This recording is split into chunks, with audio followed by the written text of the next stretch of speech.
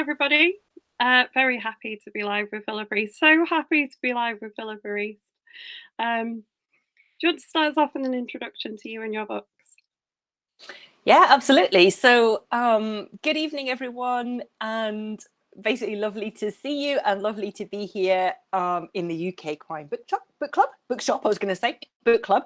So yeah, I'm Philippa East. I'm a psychological suspense author with HQ HarperCollins, and my latest book was out like literally a week ago, so last Thursday, and is called I'll Never Tell. Should I say a little bit about the book as well, or Yeah, please do. Okay, I will. The easiest thing for me to do always is just to read the blurb off the back, because authors always get in a guddle when they try to explain their own books. So anyway, so I'll Never Tell us about the Goodlight family, and to the outside world, this family is completely perfect.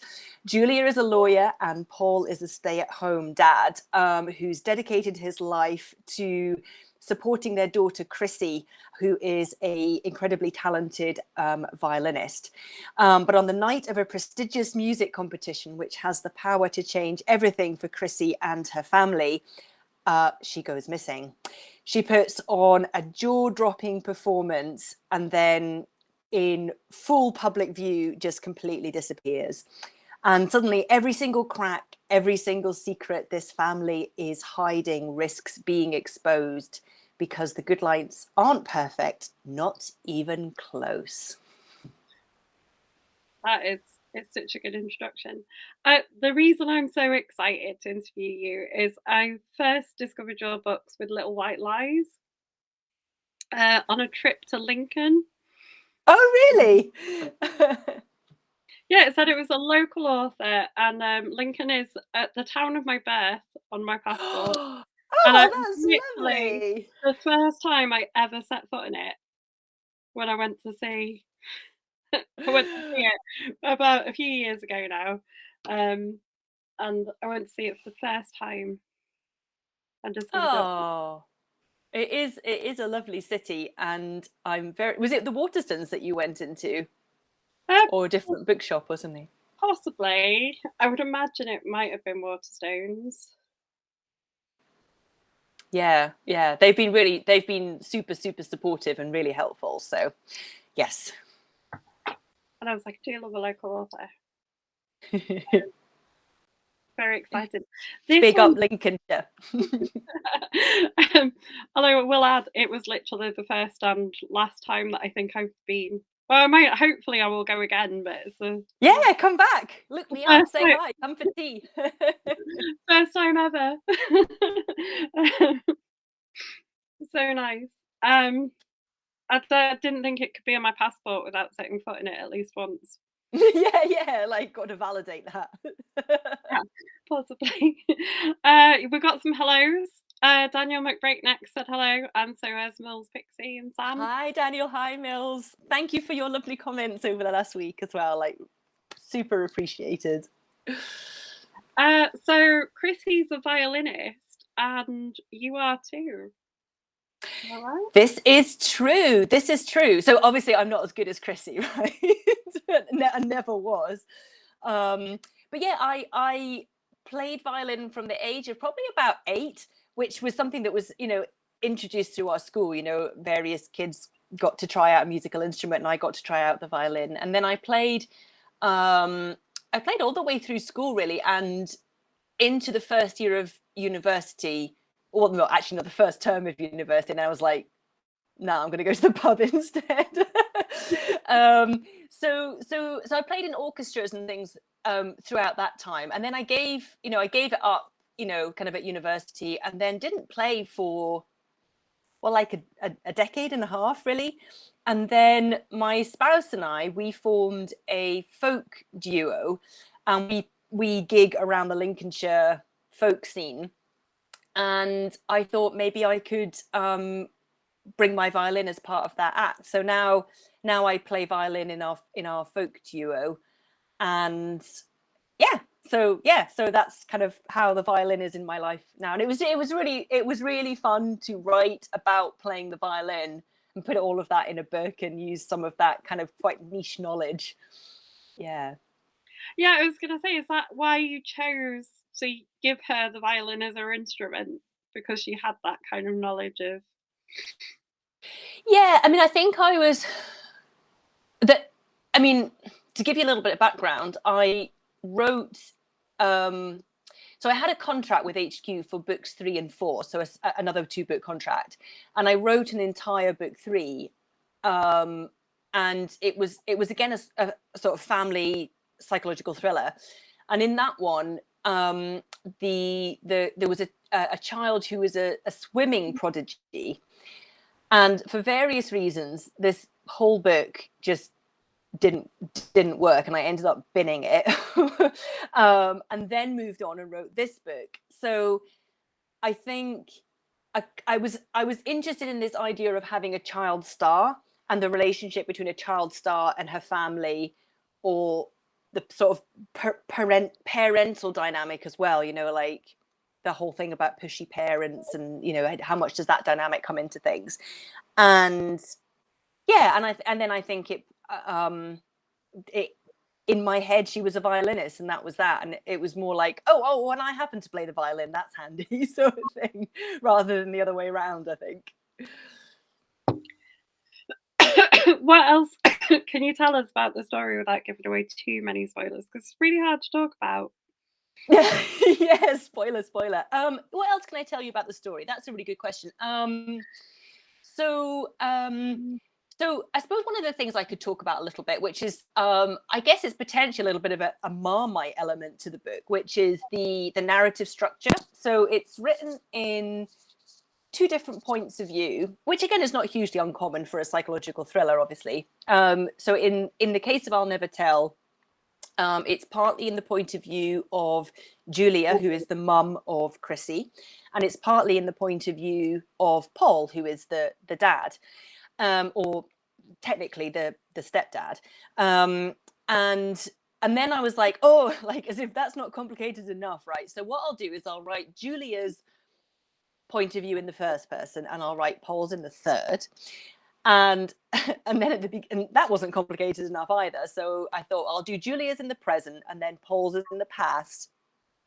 So we start with Julia kind of on the night that Chrissy's gone missing, and then we rewind back 8 weeks before that night, the night of this televised semi-finals where she gives this brilliant performance, and then we rewind back 8 weeks and we see what's been going on in the family from Paul's point of view. And then I thought, well, that's not really quite complicated enough. So at the halfway point in the book, we switch over and we move into Paul's point of view in the present as they're searching for Chrissy. And we rewind back through those same 8 weeks, but this time we see them from Julia's point of view. And we discover a whole load of other things that have been going on around Chrissy and within this family, through tapping into those secrets from Julia's point of view. So, I mean, I think, like I said, it's maybe a Marmite thing, because I think some readers maybe don't like that jumping around, but I really enjoy it, and I think it's a really good way to maintain suspense in a psychological thriller and have that idea of the unreliable narrator, in the sense that you don't know who you should be rooting for. You're not sure if you should be on this person's side or that person's side. And then the idea that you're only getting one side of the story at a time. So I had a lot of fun playing around with that in this book. I think possibly it works best in a book like this because you sort of need to go back, don't you, to sort of understand why things are happening. So it's kind of good that you do get that, like what's happening now and then what happened.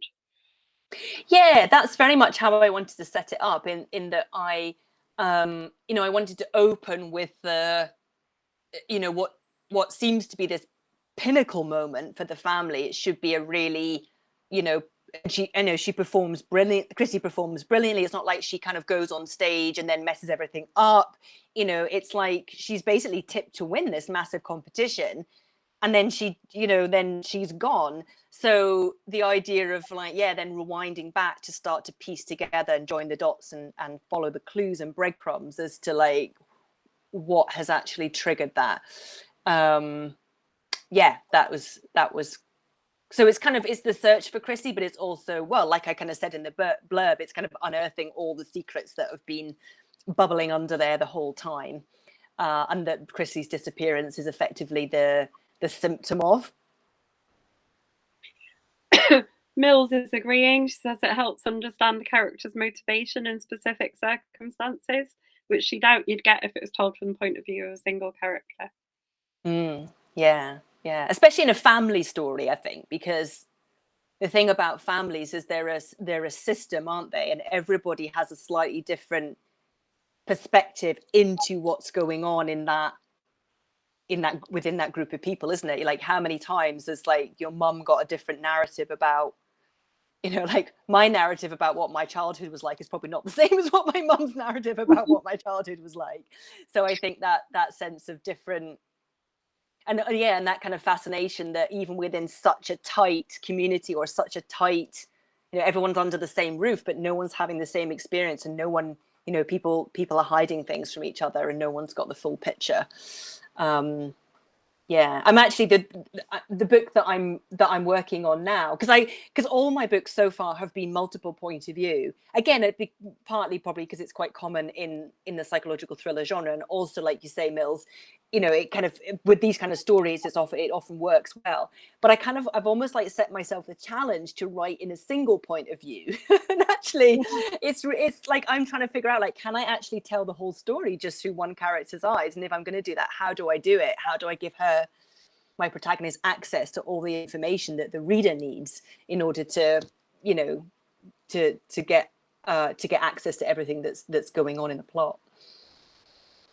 So, did your kind of interest in psychology, is that what made you go into writing psychological thrillers? Yeah, I mean, I suppose whatever sort of genre I would have ended up writing in, it would always have had a very heavy psychological element to it. I suppose the psychological thriller genre just happens to have the word psychological explicitly in it, right? But you could arguably have, psychological romance and, psychological sci-fi or whatever. So I think my books were always going to be heavy on the psychology, because fundamentally that's a core passion of mine. It's a core passion that I've pursued through my training and my work as a psychologist, and it's also a passion that I pursue and fulfill through my writing. So yeah, so I think I love the I've been thinking about this a bit recently, and I love the thriller genre. I think, sorry, I'm so excited I can't even get my words in order. So I think the psychological thriller genre, which I now call a genre, not a trend, because do you remember when it was a trend? Do you remember when everyone's like, "Oh, the psychological thriller trend, when's it going to end?" And it's like, now it's a genre. I think, here to stay. Great, but I think it's such a flexible and fruitful genre, because within the thriller bit of the genre, you've got, you can sort of lean into crime, you can lean into sort of action, so have something that's, very, like we've got a lot of the sort of thrillers recently about, being, trapped in a, snowbound, or that, these ones where it's all very kind of survival, survival in the jungle stuff. So you can lean into crime, you can lean into action, and you can also lean a little bit into horror, which I think is in that darkness of horror, which is really interesting. And then when you add the psychological element, you're really leaning into a lot of the themes and a lot of the elements which are maybe traditionally or explored in what's traditionally called women's fiction. Again, that title, you can have a lot of things to say about that. So the psychological thriller genre kind of taps into all these different sort of domains, and you can lean all these different ways with it, with each book, which I just feel it's so rich. And you can write psychological thrillers forever. Well, I feel like I can. So yeah. I mean, and it's really interesting. I love the kind of really tight little groups of characters that you often get in psychological thrillers. So you just get Yeah, really deep kind of characterize, because I love like a really good character that you can get really drawn into. Even if you yeah, don't like them, I just like. Yeah, and actually I think that's really good point, isn't it? That I think that, again, the psychological element is really delving into character and character relationships as much as plot, whereas a traditional kind of thriller without the psychological bit, like The Bourne Identity is a thriller. It's an action thriller, and I mean, the characters aren't hugely developed. They're pretty sort of archetypal, really, aren't they? But when you add the psychological element, what you're exploring is that domain of threat within interpersonal relationships, which I think, when this genre started out as being called domestic noir, that was the kind of real revolution. It was thrillers which weren't about the terrorist or the madman or the stranger or the villain out there who is this kind of faceless person that you were going to hunt down. It was, the person in your friendship group, the person in your family, the person that you live under the same roof with, maybe even the person that you share your bed with, maybe it's even you with the demons of your own mind. And I think that intimacy of the genre I find fascinating. And also I think it really appealed, again, maybe this is an overgeneralization, but I think it appealed a lot to women, because again, that taps much more into maybe women's experience of threat and danger and these kind of things in their world. So I just think it's a great genre. I agree. I think it's a great genre. Love kind of. I think it's a really hard one if you're interviewing people, because it's often so in such a small environment. It's very hard to ask questions without giving away a spoiler. Yeah. I think to read is absolutely fascinating. Like I love reading those kind of books. They're great. I really enjoy Yeah. John. It's brilliant.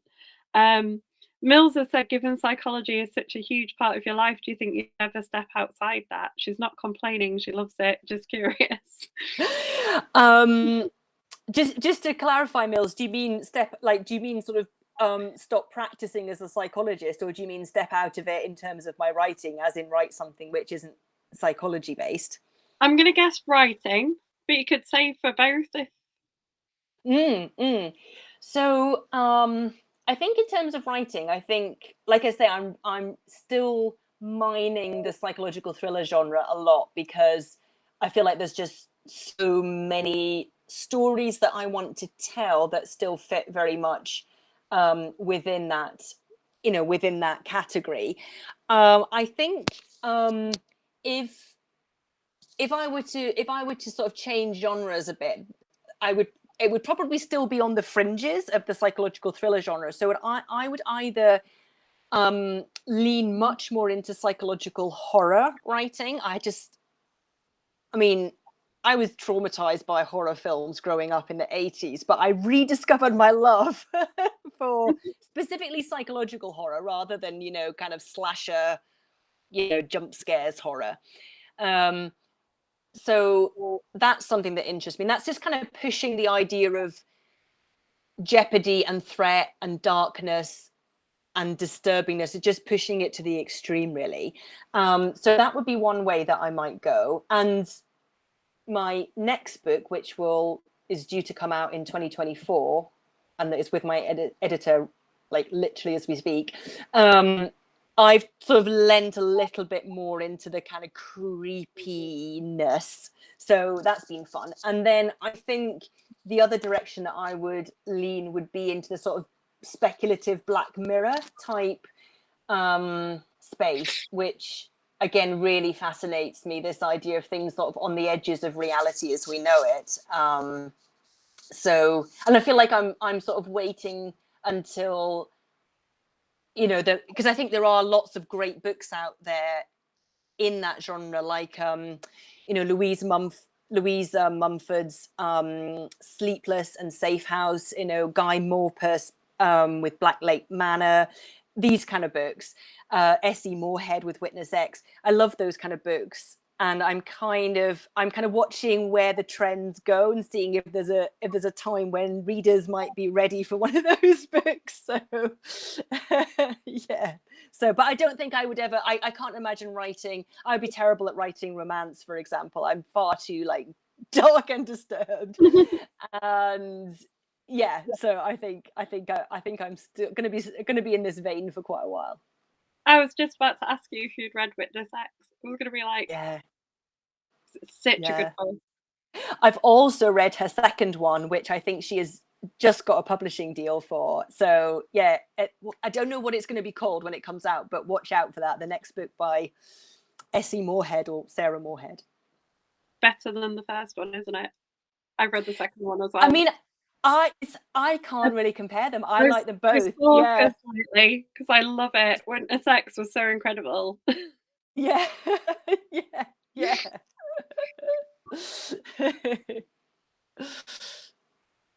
I just harass her every go so often so she'll let me read book 2. Yeah. Yeah. Please. Like, I'm really nice, please. But yeah, she's great. Yeah. And I think, yeah, I would love to read what you wrote in like speculative ways. What can you tell us about the book that's with the editor then? Because Mills is intrigued. Oh, well, I mean, part of me is a little bit cautious about talking about it in case this book ends up going in the bin as well and never sees the light of day, and I'll like let you all down. But no, I think I think we'll be all right with this one. My agent's taken an early look at it, and so yeah, she's given it the green light. So I think we're on a good track. So this one is about a remote Scottish boarding school, a group of teenagers getting up to no good in the woods, the bizarre suicide of a beloved psychotherapist, and the two ex-spouses who are thrown together to try and figure out the connections between all of these creepy goings on. And it's currently titled The Hoax. So I'll let you know once my editor gets back to me, like if it's a goer or not. It better bloody be. I'm really excited about it. It sounds absolutely brilliant. I had a lot of fun writing it. This one has got 3 points of view. No, actually 4, because there's one that comes in at the end. Actually five because it's got some like epistolary bits with some like email fragments. So sorry That sounds guys, I've gone great. crazy. That's why I want to Mills, write a single point of view for the next one. Otherwise, Mills, where's it going to end? Mills wants to read it now. Oh yeah, yeah. I need it to be out now as well, Mills. I'm so excited. Oh, and Mills, I just saw you mention the things we do to our friends. My copy of that just arrived today, and I'm really excited. I haven't got it to hand here, but I'm really excited to read it. Brilliant. I am trying not to buy any more books just now. Oh, go on. Oh, it won't last. Never lasts more than about a couple of days. Just a short detox. Yeah, exactly. Oh, Daniel's saying everyone should read Safe and Safe. Safe and Sound. Safe and Sound. Ah, that's what he's saying. It's the best anxiety-driven main character novel he's ever read. Ooh, that's high. Do you know what I have to say? I can't remember if I said this, if I've shared this with you before, Daniel, but obviously other people on here as well. When I was writing, and particularly when I was editing that book, I was suffering from really severe anxiety myself, and like anxiety much more severe than I've ever had it in my life. So I mean, of course, we all get anxious, and so when I'm a generally quite neurotic person, but this was an episode, this was kind of a stretch of anxiety which was really severe for me, and I think probably that a lot of that ended up on the page actually, because although obviously I was drawing from my professional experience of working with anxiety disorders and studying the psychology of how anxiety disorders work, literally, as I was sitting at my laptop, my whole body was just infused with terrible, terrible anxiety. So, I think Safe and Sound can be quite an uncomfortable read for people sometimes, and I think that's probably because just a lot of what I was experiencing, probably not intentionally. I didn't mean to do this at all, but I think it probably spilled onto the pages somehow. Someone said they've added it to their TBR pile already, just from that description. I love that person. Can't see who. It says Facebook user, so I can't see. I'm going to guess it might be Donna because she keeps commenting. And Mills has said we can't be friends because I said I haven't bought any. But to be fair, Mills, 2 books arrived in the post today. That counts. So, that counts, doesn't it? I haven't bought any today, but some of my previous order arrived. So that's why I wasn't buying any, because I've already got one, like, en route. So it's quite a long time until the next book comes out then. 2024. Yeah. Like, I think I mean, that's kind of, I mean, that makes sense in a way with me being on a sort of book a year type schedule, but it just feels like a long time because yeah, like in my mind, I mean, of course I'll have edits from my editor, but I'm hoping that this time, for the first time, I won't have a page 1 rewrite. So in my head, the book feels quite done to me, and it feels like I feel really ready to share that story with people. So it does feel a bit hard to, think about waiting. I mean, maybe, I don't know, maybe my publishers will decide to bring it out earlier, but I normally have a kind of sort of beginning of the year publication slot, January, February, so that, the likelihood is it will be then. But yeah, we'll all just have to be patient. I even asked what your top 5 reads of last year were. Oh God, I hate this question just because it's so hard to choose. Also because I forget a lot of books that I've read. Can I get back to you on that one? Can I put a post up after this in the comments? Because there's probably some books and some authors that I would really, really like to mention. And I wouldn't want to give an answer just off the top of my head and then think, oh crap, I wish I'd mentioned that one. So if you don't mind, Mills, I'll put a comment in the chat, down the line, and I'll give you my 5 top ones, and then I'll feel that I've done, I've kind of honored those authors and those books properly. I cheated with my top 10. We did a top 10 video, and I cheated and had 11 because I had a joint number 2, and then cheated a bit more because my top book was Lessons in Chemistry. Yeah. Which is amazing. It's phenomenal. It was deservedly my read of the year, but also my other read of the year would have been Eye for an Eye by Sarah Moorhead. Oh, okay. It's not out. Yeah. I can't really have it because it's not official. It's not official, is it? So it's kind of, it was there, but it'll just be number 1 when it does come out. Well, yeah, I mean, that's probably better timing for you to put it on a list, isn't it? Because then people see it on a list and then they can go and buy it, and that's great for Sarah, isn't it? Yeah. Oh, there's nothing worse than reading a book then like that you then can't talk about. Like I got, I mean, this has never happened before, but I got a proof for a book that we weren't allowed to talk about because they were in negotiations for a film option, and for some reason the film company had been like, we don't want anyone mentioning this book publicly till we finalize the contract. So I was like, oh, I love this book, but I can't tell anyone. It was the worst because I just, when I read a book that I enjoy, I'm straight on Twitter like, just read this, it's amazing. Yeah, I like to do that too, and it's so bad when you can't say. Yeah, absolutely. But oh, Mill said Patience isn't her middle name when it comes to books. Yeah. We'll wait. And Steve Munoz, who is one of our lovely American members, says hello everyone. It's a little bit late, but it's great to see you. Lives in California. Hi, Steve.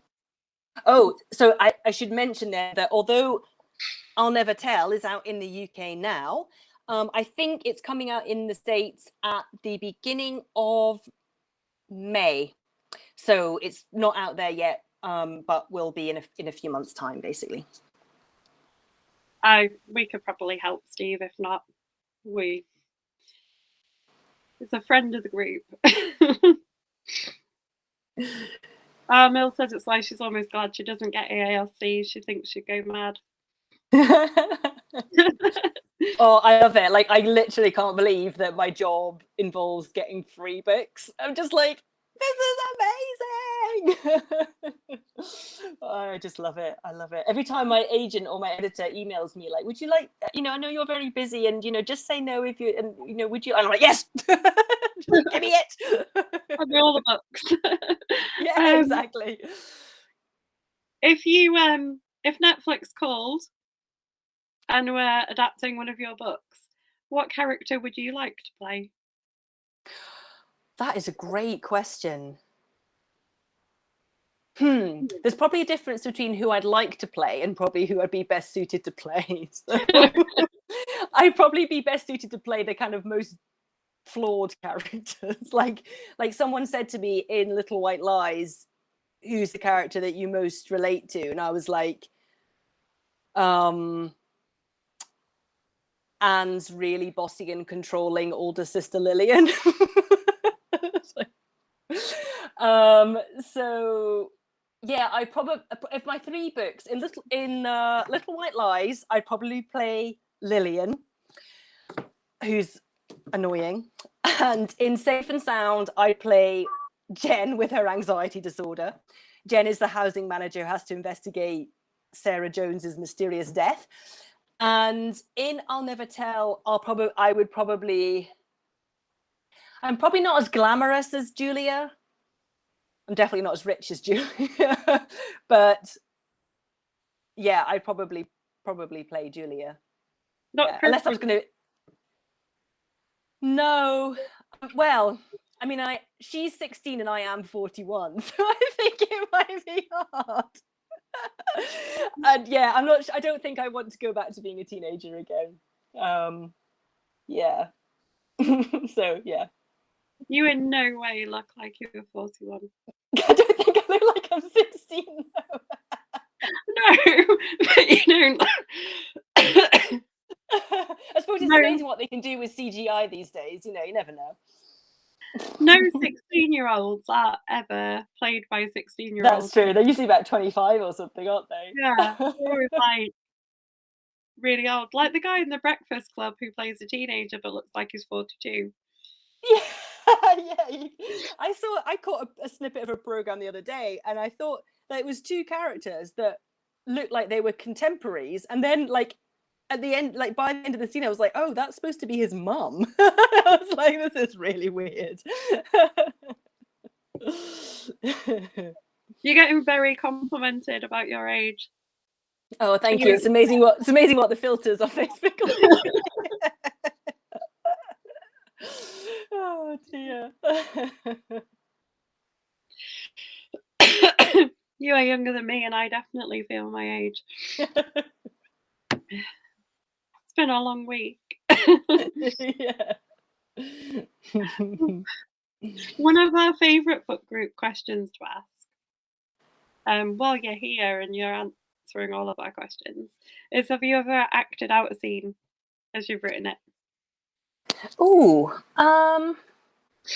no, I wouldn't say that I would kind of fully act something out. One of the things I do sometimes find myself doing is like if I'm a character's making a gesture or something, and I'm trying to figure out the right word for it, I'll sometimes have to like do the gesture. I'll be like pulled, tugged, yanked. What is it? And things like that. Or yeah, when I'm going about places, like just my usual day-to-day routines, I'll sometimes kind of think, oh yeah, what would so and so do in this situation, or how would so and so react?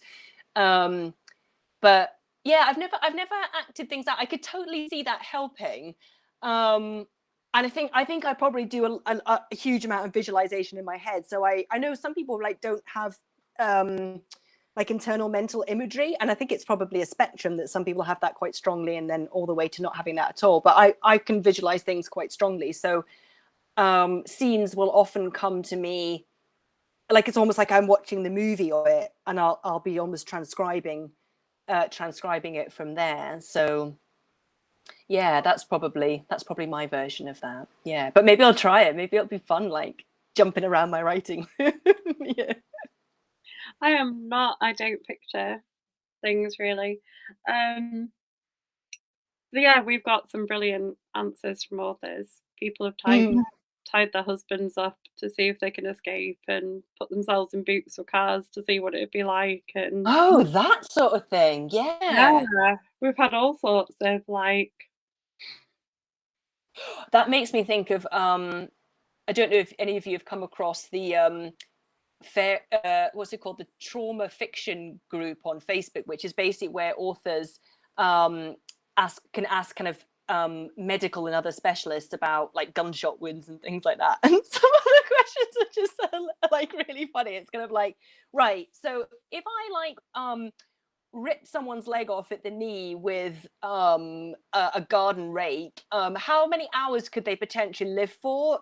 So like that before I like and still had to shoot them to make them dead and stuff like that. It's just like, ew, what? If you ever want a gruesome but entertaining read over a cup of tea, I highly recommend just scrolling through the trauma fiction Facebook group. that sounds fascinating. Surely they wouldn't live for hours if you'd ripped like a leg off because you'd have gone Well, through. you don't know if they'd managed to tie a tourniquet around it. Maybe they could. This is why we need the expert to give us all the info. Do you have experts that you consult for your books? Because obviously, if they're quite psychological, you could be an expert that other people consult. Yeah, absolutely. So I actually do offer a consultant. Well, it sounds probably more fancy than it is. It's basically just drop me an email or message me on Twitter. But I do offer consultancy to authors and writers who are writing about psychological or psychiatric topics to help them get it accurate. Partly just because people want to try and get things correct, but also, in my view, particularly in areas like mental health where there's a lot of stigma and stigma born through misinformation and inaccuracy, it's actually really important that we portray these things correctly and sensitively in fiction, books, films, whatever. So I'm always really happy to spend as much time as people need getting help with their manuscripts on that. And I don't charge or anything like that. So if that's ever something that you or anybody else wants help with, just get in touch with me in any, just whatever contact details you have for me, just get in touch. And so yeah, so I'm more than happy to help with that. And then for me, I have the lovely Stuart Gibbon, who is a retired senior police detective in Lincolnshire, based in Lincolnshire, which is where I am. So I always go to him for advice on any police procedural bits that I have in my novels, again just to make sure that I'm not writing something completely implausible. To be honest, beyond that, I'm actually really lazy with research. So for example, with Safe and Sound, which is this is the book about a young woman whose body is found in a bedsit 10 months after her death, and nobody realized she was there, and the protagonist is the housing manager who found her. So I kind of had to write a story of a person who works in a housing association and all of that. And I did a bit of Googling and a bit of research, and then just basically wrote it. And I've had people come up to me and be like, oh, have you ever worked in that line of, ever been in that line of work? And it was like really kind of vivid the way you wrote it. And it was so detailed. And I was like, I just made it up. But then I also saw a review on Amazon from someone who did work in that sector, who was just like, this is all completely wrong. This woman has no idea what she's talking about. And I was like, well, clearly I made it sound plausible, even if it was a load of rubbish. So, I mean, I'm probably quite lazy on the research and experts side. but I kind of take the, because sometimes facts and reality can really kill a good plot and a good story. And I basically just try to make things sound reasonable and plausible, even if they're not accurate. So even if I'm not getting it quite right, I'm not putting anything in which is problematic and people are going to, that's going to cause a problematic misinformation about it. So, if housing managers, don't have plumbers on call, I mean, maybe they do, maybe they don't, I don't really know, but it's not like the end of the world if that piece of information is inaccurate.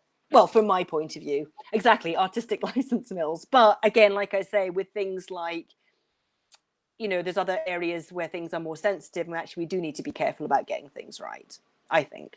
Maybe I'm being a hypocrite, I don't know. No, I think you're right. And I think everybody has bugbear about what they like or don't like being accurate in a book, don't they? I'm a science teacher. I hate it if people get science wrong. Mm-hmm. Like, it really annoys me. But, that's like a thing. I'm sure you feel the same if someone makes a mistake. Yeah. You would recognise. We've actually made a file of help because I've just realised this. Donna said that she's got a forensics degree. Oh, And wow. Yeah. we made a list. People asked her advice. We made a list in our group of helpful people. Yeah, that's great. Well, you can add my name if you want, Yeah. please put me on. Yeah. That's The funny. bloke How long says, a frozen child would take to defrost? Well, what, um, in the microwave, 2 minutes? I don't know. Sorry, just that's really distasteful. Sorry. it was fine. Yeah, we made a list so people could go and find about it. Yeah, Um, that's really helpful because I mean, yeah, you don't, most of us don't know a police officer or a forensics expert or whatever. We don't necessarily have those people in our normal circles. So just having those links is great. Mm. I've been asked, but like by people about things to do with DNA because that's what my Mm. degree is in. Mm. I'm always happy to help. Yeah, yeah, me too. It's been a while. Like, I'm quite old, so the science has probably changed. um, Yeah. uh, Mills says she's would only be worried if someone wrote something wrong about alcohol recovery. Mm. Yeah, and I think it's like you say, Caroline, it's like we have bugbears about things that we have knowledge and expertise on. But again, I think there's things that have impact when we get them wrong and things that don't really have impact. So for example, if someone portrays a therapy session as very, writes a therapy session in which it's very clear to me that the therapist is acting completely unethically and in a way that would be harmful or damaging or distressing to a patient, and it's presented in the book as if this is what a normal therapy session is like, that potentially is going to really put people off seeking therapy if they're struggling with their mental health, and that's a massive problem. So I if know. someone if I think someone there are writes. layers, isn't there, of what's wrong. So things that would annoy me about science, it's minor. It's not a big deal. Okay, if you get that wrong. In fact, you probably want to get that wrong more often than not in fiction because you don't want people to like get away with crime. But Right, yeah. the things you're talking about are serious. It is important that you get those right. Yeah, yeah, like if someone like I know a bit about like Kaylee dancing, and if someone wrote a scene where there was Kaylee dancing and everyone was doing moves that were not any recognizable Scottish dance, I'd be like, well, that's weird, but who cares? So yeah, exactly, it's being mindful of what can have impact if we misportray it or portray it poorly. Yeah, we've got a whole list of ones where it's gone wrong. Yeah. So people, this is be bothered if people portrayed me. I'm polite, Donna, when I go into retail things. Uh, Mill said she read a book a while back in which someone who'd never been near a horse before put a head collar on something and it nearly killed her laughing. See, I would write that. I don't know about horses. I'd just be like, she approached the you know, the glistening thoroughbred and slipped the halter over its head. And I was like, what's the problem? I didn't Yeah, like, see, we read that book and think that it was right, probably, yeah, but we even yeah. know it was wrong. Um, you can't get everything right and please everyone either, can you? And I think that's what Yeah. you're saying, that's where the artistic license comes in. As long as the important bits are correct, Mm.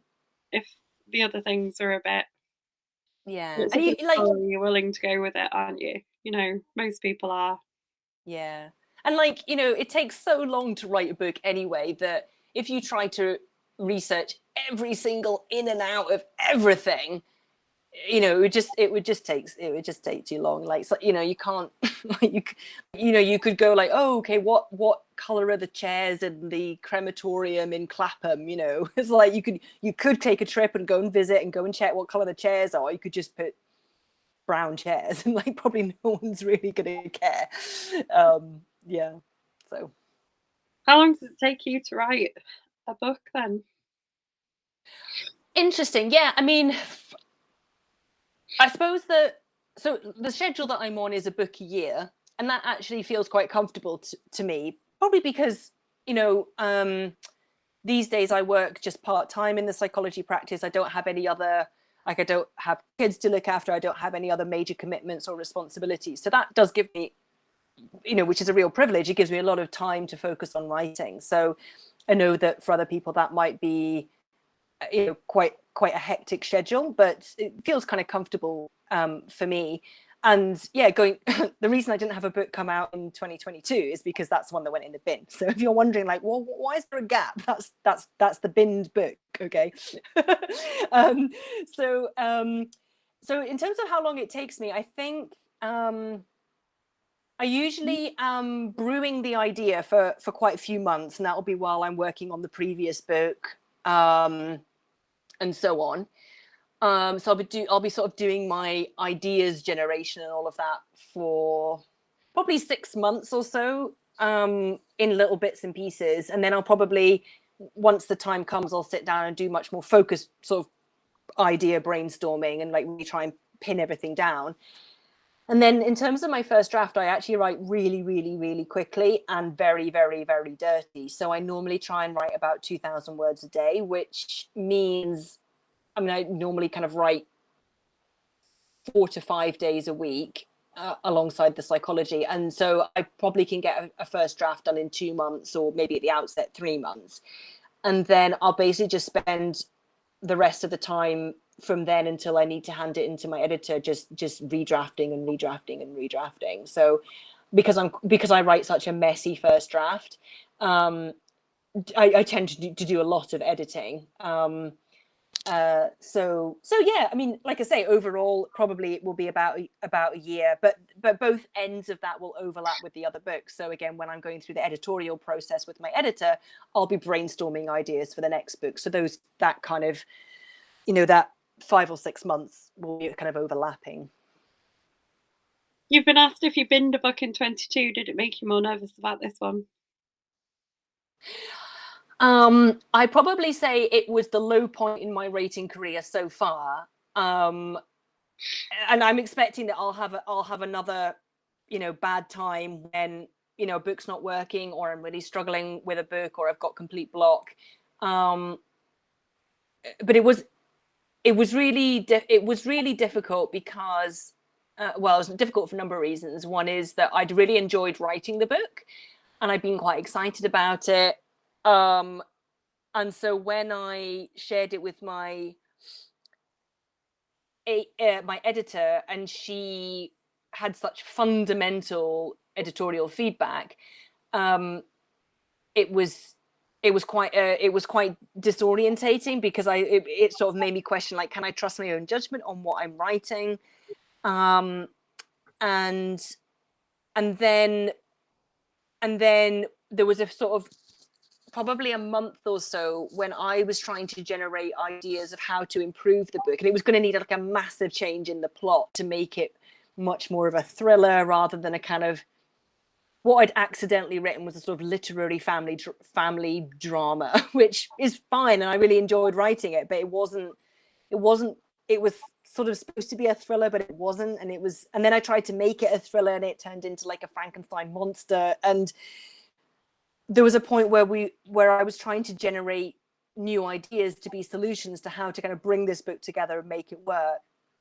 And I kept sending ideas to my agent, and she kept coming back and saying, "Oh, I don't think so." And it was like my confidence was just going down and down and down.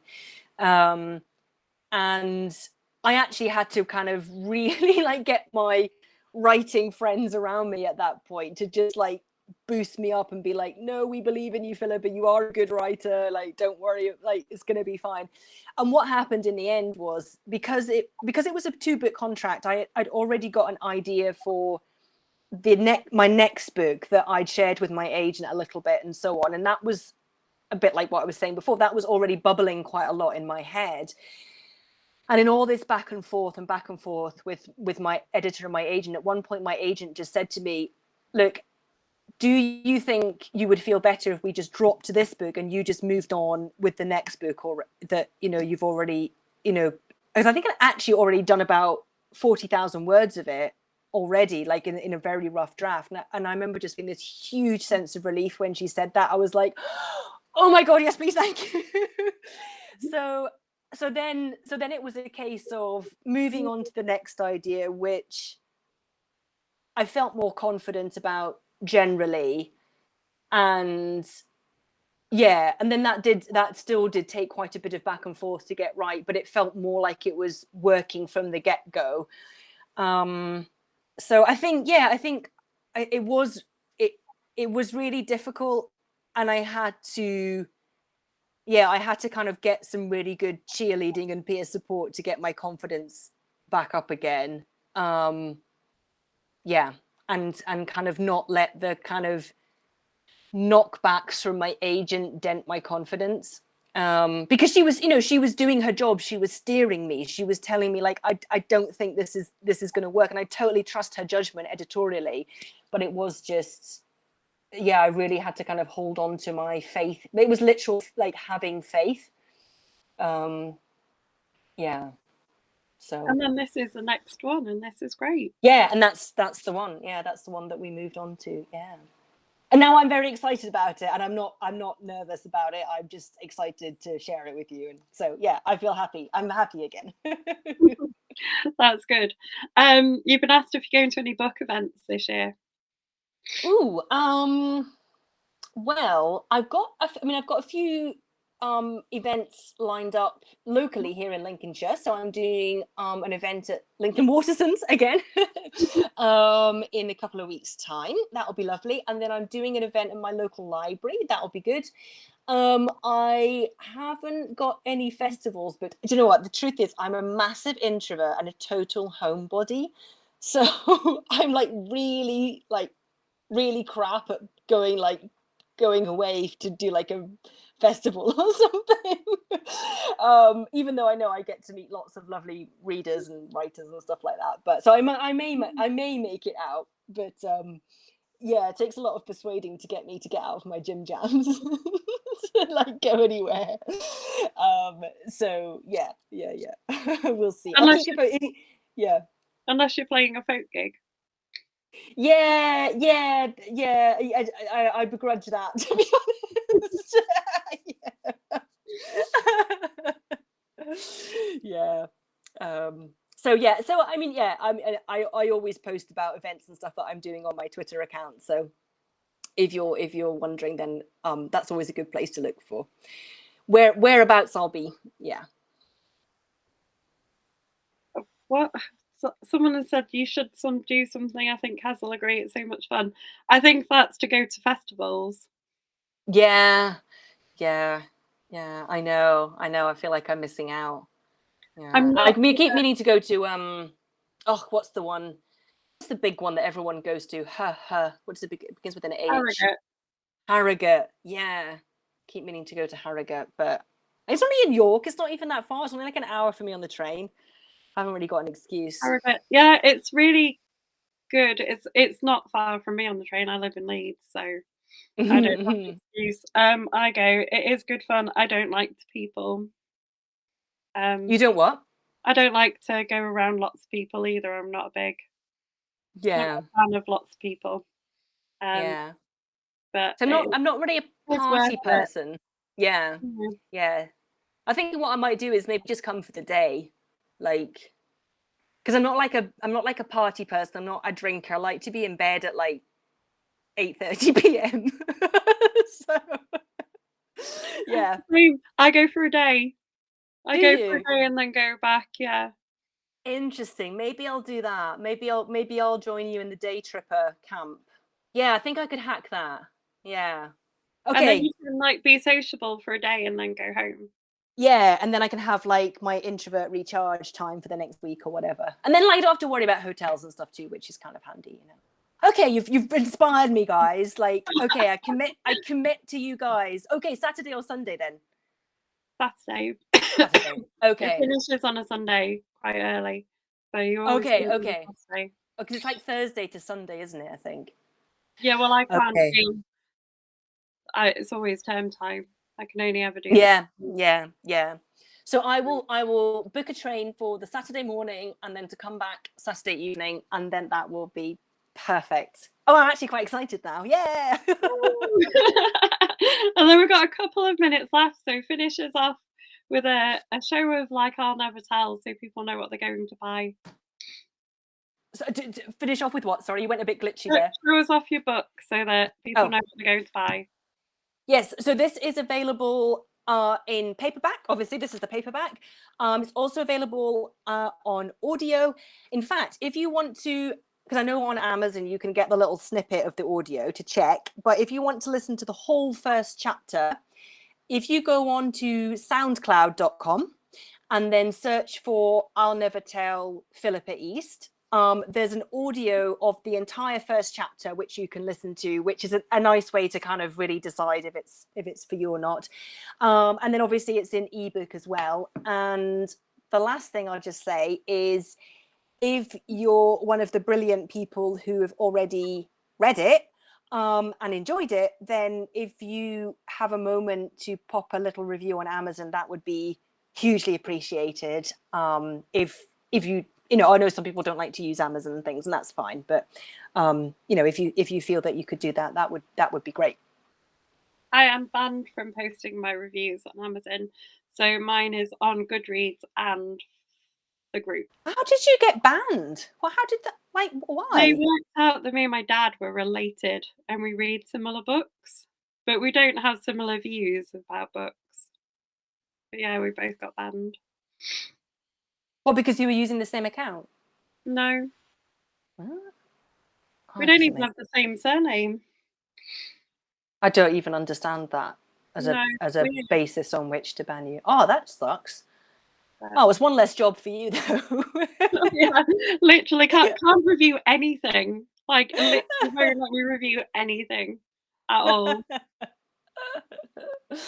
Oh man. But Mill says she'll post her review tomorrow though when she turns the laptop on. Yeah, thank you, Mills. You are a star. Mill, she is marvelous. And then all that's left for me to say is thanks for joining us.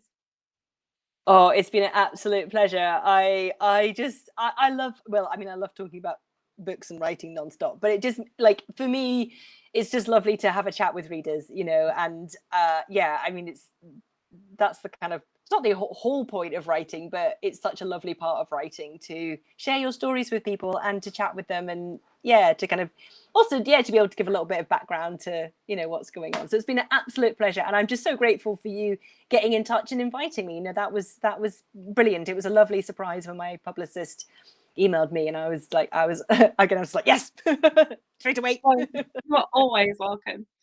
So Oh, brilliant. come back anytime. 2024 when your next book comes out. Yeah. Oh, yeah. Please. Yeah. Absolutely. Yeah. Will. Absolutely. Absolutely. Absolutely. But yeah, thank you very much. You're so welcome. Ciao, everyone. Thank you for coming. Bye. Oh,